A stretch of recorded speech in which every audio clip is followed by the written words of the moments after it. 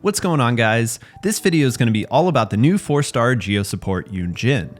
Yun Jin's character design is top tier for a 4-star, and I've been completely hyped for her since the patch 2.4 drip marketing. I think that Yun Jin is probably the best 4-star character that we've seen since Rosaria back in patch 1.4. While she's not a completely universal support, she does work alongside a significant number of DPS characters by buffing normal attack damage, and she's not constellation locked in doing so. This is refreshing following Sara and Goro, who are both mono elemental supports, with Sara needing C2 to even be viable, and both receiving a massive power spike at C6. Mihoyo adding Yun Jin to the free 4-star selector during Lantern Rite is a huge win for the community, as anyone who wants her but does not want to pull in the current banners can get her for free. In this video, we'll discuss Yun Jin's kit, optimum playstyle, artifact and weapon options, team pairings, and her strengths and weaknesses as a character. So without further ado, let's get into the video. I want to start this video off talking about Yun Jin's kit and how to play her optimally, and we'll get into some more advanced things after. Yun Jin's kit is almost entirely centered around buffing the normal attack damage of your teammates. Her elemental skill, Open Flourish, is mostly present to generate elemental particles and deal a decent amount of geo damage. The skill has a press and hold form, with the hold form giving her a shield while charging and doing about 75% more damage at charge level 1 and 150% more at charge level 2.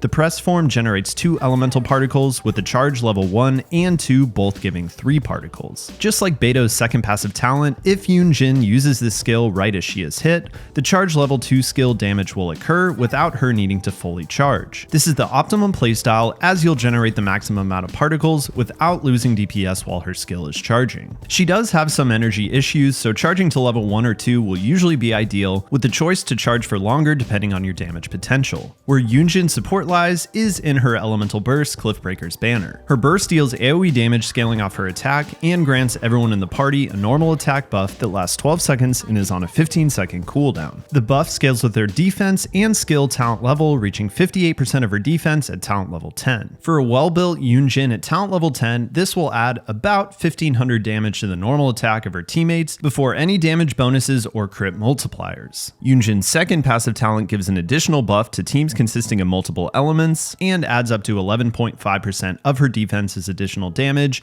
breaking the recent push towards full Geo teams. Her normal attack buff can be triggered 30 times by each character in the party over 12 seconds and is on a 15-second cooldown, so it has a very high uptime. Unlike Shenhe's buff, which can only be triggered 5 to 7 times, very few characters will be able to make full use of the 30 stacks, but we'll talk more about this when we get into teams. If you do not really care about Yun Jin's personal damage, you can prioritize talent levels only on her elemental burst and leave her normals and skill unleveled, as her elemental skill is really only there for damage and particle generation and does not provide any buffs to the party. There are quite a few caveats to this buff that are known at this time, and I'm sure more will be discovered in the future. The most notable is that Yun Jin's burst does not snapshot. This means that defense gained from a character like Goro is lost once she leaves the field, but the stacks gained from a 4-piece husk set will still be applied. Additionally, Mihoyo counts a number of damage instances as normal attack damage that are buffed by Yun Jin. These include things like Fischl's Constellation 1 proc, as seen in the video playing, Animo and Geo Traveler's final attack that deals elemental damage, and Child's Riptide Flash and Riptide Burst. Weapon procs like from the Skyward Pride and Crescent Pike are unfortunately not affected. With the description of Yun Jin's main abilities out of the way, you're probably wondering how good is Yun Jin's personal damage and how good is the damage bonus she provides to her team. Yun Jin does have split scaling, so her damage output will depend greatly on how she's built. Most people will be running a full defense build to maximize the damage buff she provides to the team, as this will generally provide a better benefit to your team as a whole. At a reasonable level of investment of level 80 Ascended, a defense main stat on the Sands Goblin and Circlet, and a 4-piece Husk of Opulent Dreams, Yun Jin will have 2,250 total defense at max stacks. Any defense substat rolls will increase this value further, but this is a minimum level of investment to be expected. The good thing about Yun Jin's skill is that it scales completely off of her total defense. Looking at this chart, we can see the difference in damage at talent level 10 in running a full defense build focused on ER substats versus running a sub DPS build with defense, geo damage, and crit. The sub DPS build would give roughly double the damage, but you sacrifice around 35% defense to achieve this. The damage bonus Yun Jin can provide to the party is much more impressive. With a talent level 10 burst, 2,250 defense, and a party consisting of 3 different elements, Yun Jin will provide a bonus normal attack damage of 1,473 to the party. While this may seem small, this is before any damage bonuses or crit stats of your main carry. The bonus damage will scale with physical or elemental damage bonus, crit stats, and artifact and weapon substats that provide additional damage bonuses like a 4-piece retracing bullite artifact set or a weapon like Rust. In the end, you can expect around a 20% to 50% increase in normal attack damage for a well-built carry, which is pretty huge. The chart on the screen shows the damage increase for my current Eula build. While this is a niche buff, it can be on par with a Bennett buff for normal attacking units. The actual percentage increase in damage will depend greatly on your carry's build, and in particular their talent scaling and attack, while the raw damage increase will depend on their damage bonuses and crit stats. This means that you can build Yun Jin with low investment and instead invest heavily into your main DPS with crit and crit damage, making Yun Jin's buff and your main DPS both stronger. Okay, let's talk about probably the most important part of the video, which will be Yun Jin's best artifact sets and artifact stats. While Yun Jin can be built for damage, you'll likely get much more benefit by buffing your carry, and these are the builds we'll focus on in this video. Yun Jin's optimal build for buffing will use a defense % Sans, Goblet, and Circlet, assuming that you can get enough ER from your substats and weapon to make sure that you can spam your 60 cost burst on a 15-second cooldown. As far as how much energy recharge Yun Jin needs, I'd recommend aiming for around 200% as a minimum value. She does have a lower burst cost of 60, but you can only use her skill 1 to 2 times per burst window, and maximum particle generation can be a bit RNG. If you're running multiple Geo teammates or Favonius weapons, you may get away with less, but burst uptime is critical for Yun Jin, so exceeding 200% is okay. You can run an energy recharge Sans if you need more energy or a crit circlet to help proc the Favonius passive until you get better substat rolls, but you should aim for a defense Sans and circlet in your final build. As far as artifact sets go, the best endgame set for Yun Jin for most players will be a 4-piece Husk of Opulent Dreams. This set will boost Yun Jin's damage by providing 54% defense and 24% Geo damage at full stacks, increasing both her damage buff and personal damage. A mixed 2-piece set of Husk in the 4-star Defender's Will provides a total of 60% defense from set bonuses and will give a similar result to a 4-piece Husk set. However, it is important to run 4-star artifacts in the Flower and Feather slot only. Since 4-star artifacts get less total substat rolls, the better of the 2 set options will come down to your personal substats. The Husk domain may not provide much benefit to your personal account, so obtaining a 2-piece set is much more resin efficient for a lot of players. A mixed set with 2-piece Husk and 2-piece Emblem is a very good alternative for helping with burst uptime, and a 2-piece Archaic Petra is also a good option if you have enough ER already and want the extra damage on Yun Jin. Because Yun Jin is designed for a mixed element team, a 4-piece Archaic Petra can be a decent option on her if you're using her to buff a non-physical carry like Yoimiya. This set gives a 35% damage bonus to an element when a crystallized shard of that element is picked up. Personally, I find this set pretty challenging to work around and keep uptime on, but it is a strong set if you don't mind the caveats. Unfortunately, there are not a lot of weapons currently in the game that synergize very well with Yun Jin's kit. The good news is that her 2 best weapons are both 4-stars and include the Favonius Lance for team battery and energy recharge, and the Deathmatch for its defense % passive and crit rate substat. Because Yun Jin doesn't care much about attack, the low base attack of the Deathmatch is fine, and even at R1, this weapon will provide 16% defense and 36.8% crit rate. While Yun Jin's burst does not snapshot, the Deathmatch's defense % and attack % passive do, so if there are 2 or more enemies present when Yun Jin is swapped off the field, the additional defense % stat will still be counted. The best 5-star polearm for Yun Jin will be the Engulfing Lightning because of the energy recharge secondary stat and 30% increase in ER after using a burst, but this spear is mostly wasted on her because she does not need the high base attack or attack % passive. Any other energy recharge or crit based weapon will work with Yun Jin, but at this time she really does not have many weapon options that work with her kit. Let's now briefly touch on Yun Jin's constellations. Luckily for those using their free 4-star ticket to pull Yun Jin, she can do her job very well at Constellation 0. Her constellations are still very good and will provide a boost to her team buffing. Her C1 decreases your skill cooldown by 1.6 seconds, giving some extra damage and particle generation. Her C2 gives the entire party a 15% normal attack damage bonus after using her burst, making her buff even stronger. Her C4 gives 20% defense when she triggers Crystallize,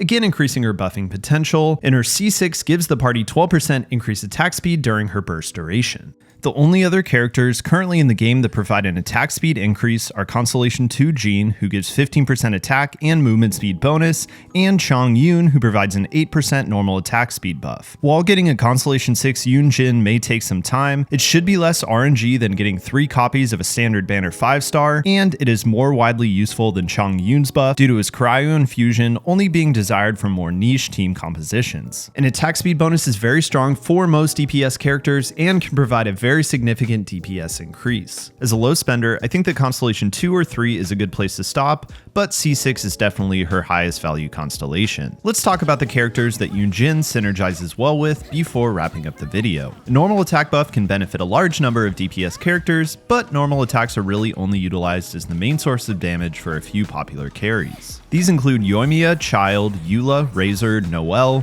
Physical Fischl, and Physical Zhongli. These characters all have a normal attack focused playstyle with either a fast attack speed or a large normal attack AoE. Ito, Keqing, Ayaka, and Catalyst users like Yanfei, Ningguang, and Klee all rely on charge attacks as their main source of damage, so they do not make full use of Yun Jin's buff, but they will weave in normal attacks and can still see some benefit from running Yun Jin in their teams. Yun Jin does an excellent job of buffing some less meta physical carries like Constellation 1 Fischl and Crescent Pike Zhongli.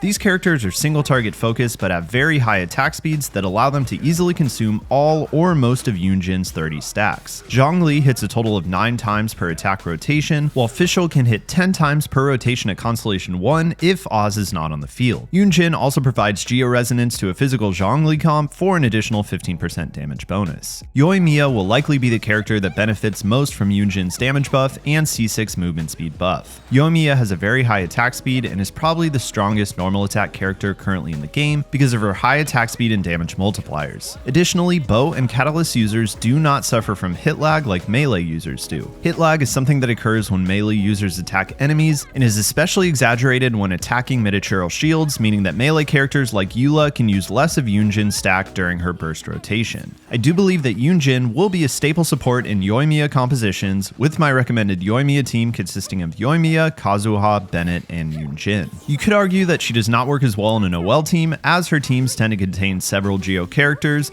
but Yun Jin still provides Geo Resonance and a solid buff. She just buffs more efficiently in multi-element teams. Noelle's huge normal attack AoE also means that she can more efficiently use all 30 stacks than other characters can when paired against clusters of enemies. The main drawback of Yun Jin in teams with Noelle and Ito is that both gain a huge attack increase with their burst, so the total increase in damage will not appear as large as it will for some other characters. They will still receive a significant damage increase, it will just not be as apparent for characters with lower talent scaling and total attack. Eula and Razor are both strong contenders for Yun Jin on their teams because of their normal attack focus playstyle. Razor gets a normal attack speed buff during his burst, while Eula has a 5 attack normal combo but performs a total of 7 hits, each of which receive Yun Jin's buff. A C6 Yun Jin will also provide those lacking Song of Broken Pines or a Constellation 2 Jin the very beneficial attack speed buff to allow Eula to maximize her Lightfall Sword damage. I think Yun Jin is a fresh take on the support class. While a normal attack buff can be a bit niche, there will also likely be many characters in the future that can make use of this buff, meaning that Yun Jin feels more future-proof than other units. Her value will only increase as more characters are added to the game. Yun Jin is also a very welcome support for some lower performing units like a physical DPS Kaya, Jin, or Fischl.